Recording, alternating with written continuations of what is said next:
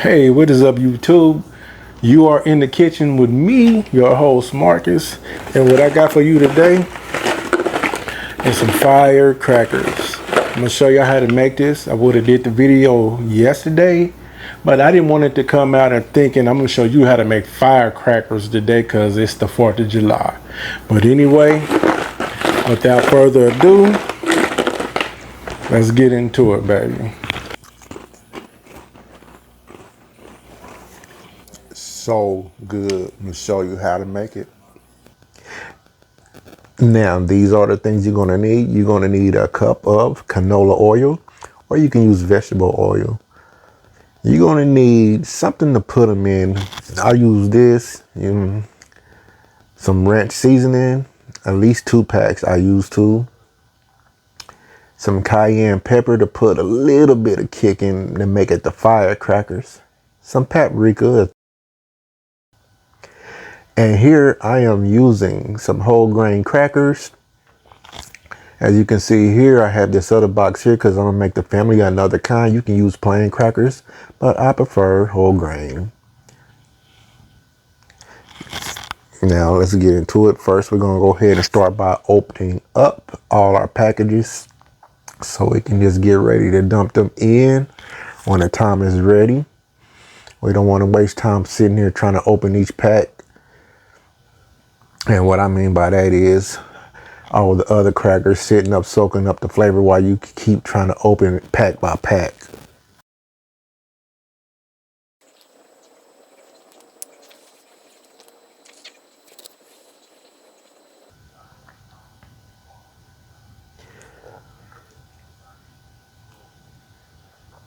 All right, now let's get our seasoned mixer ready.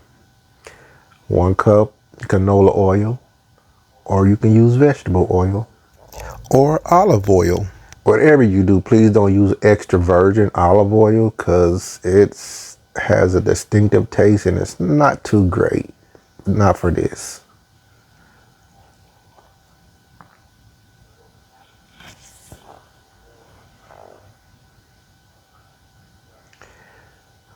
I'm using 2 packages of ranch seasoning.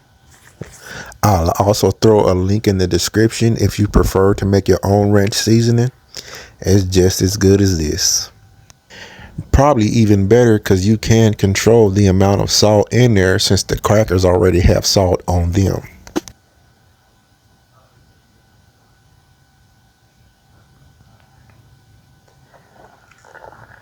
Now you can omit this if you want because some people don't like spicy. And you can still call them firecrackers, but it won't be spicy. But 1 teaspoon cayenne pepper, a tablespoon of paprika,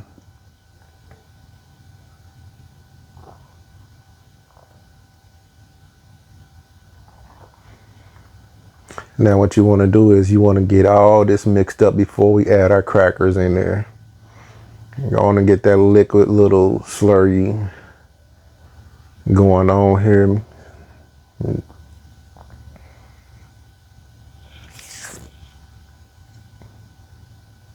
Okay, now we can add our crackers, y'all.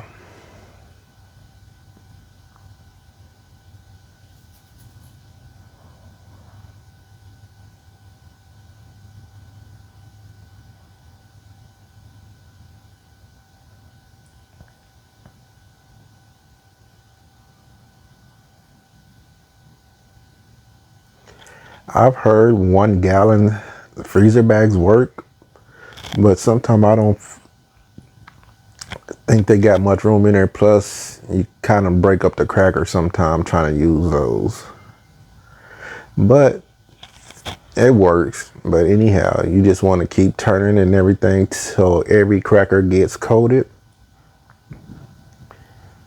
Just keep on turning till you don't see any liquid actually running around the sides or the bottom of your vessel.